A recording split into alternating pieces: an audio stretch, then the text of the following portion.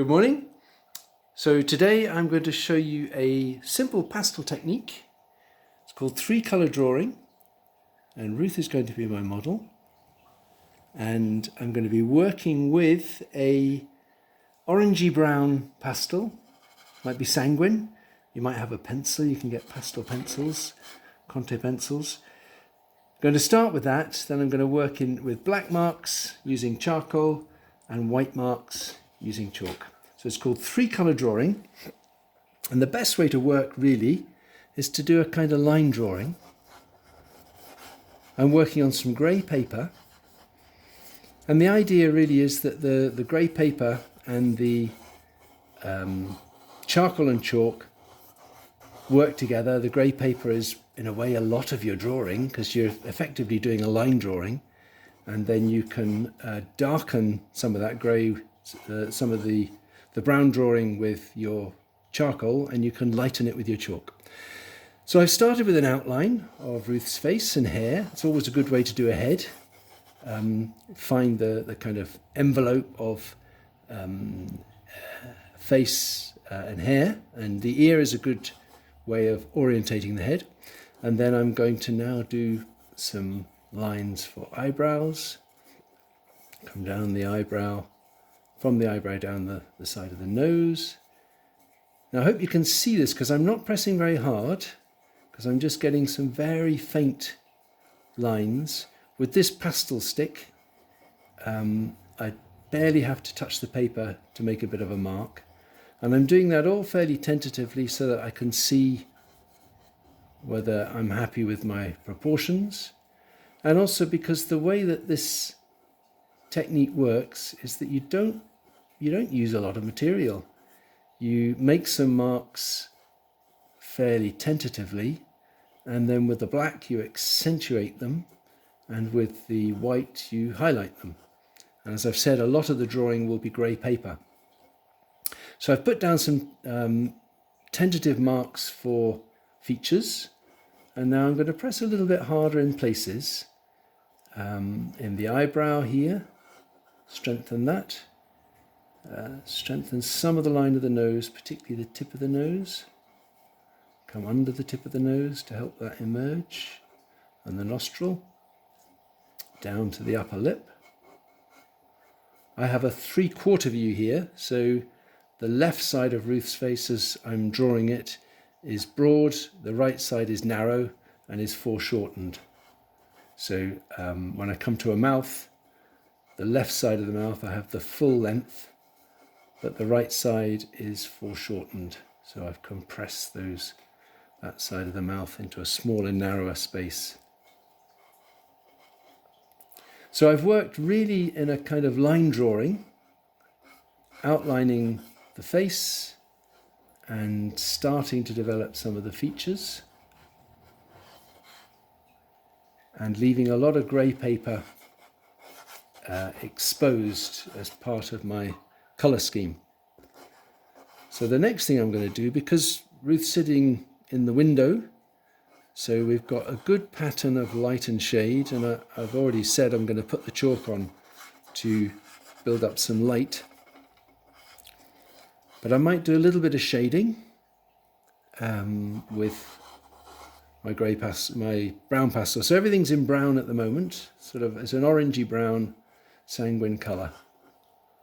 So I could just stay monochrome like that, but it's quite nice to then extend the contrast.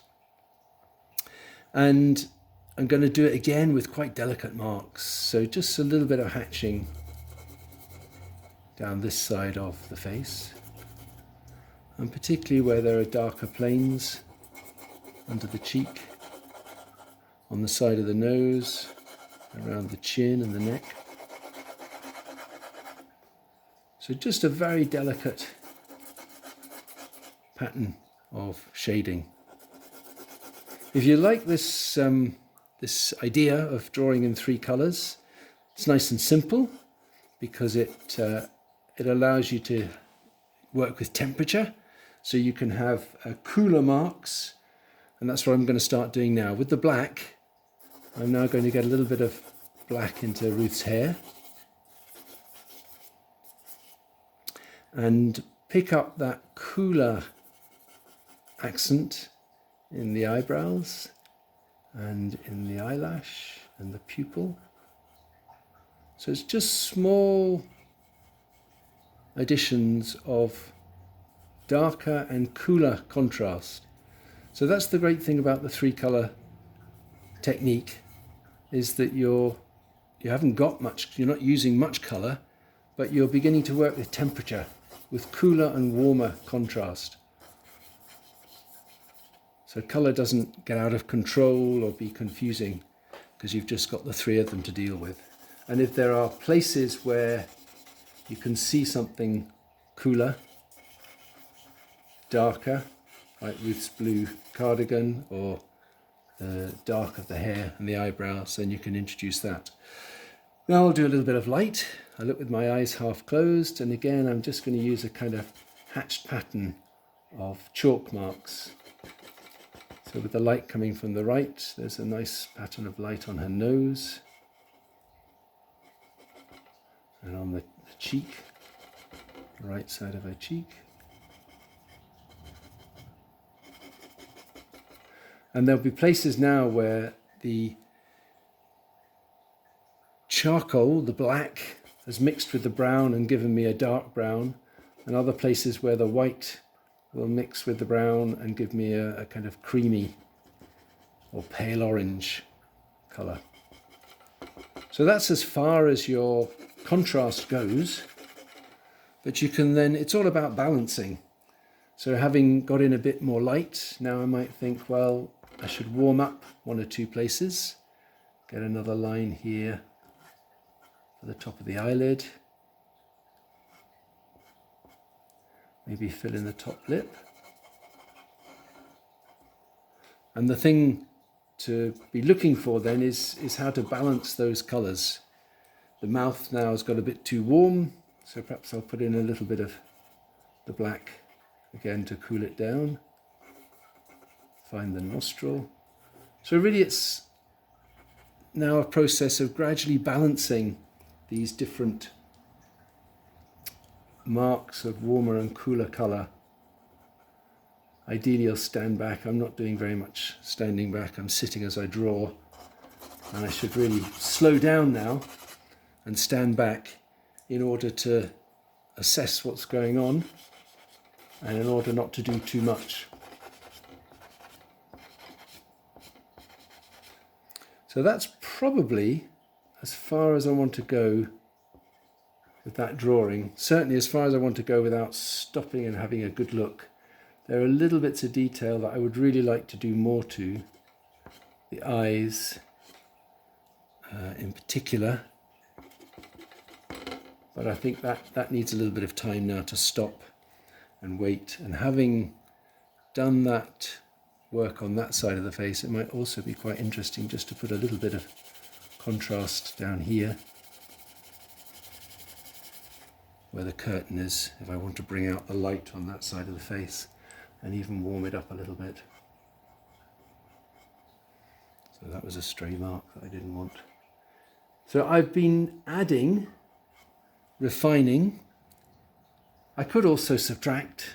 I could take a rubber to this if I wanted to remove a stray mark that I didn't want, or if I just want to get back the effect of the grey paper. So that's another thing to bear in mind. But the main thing I'd suggest really about this whole technique is that you build things up very gradually. Start with a fairly gentle line with the brown. So you can see the brown as being the sort of middle, the mid-tone, and the middle temperature. And then you gradually darken it and cool it down with the black, or lighten it and again cool it down with the white. So there we are. Thank you, Ruth. I hope you like what I've done.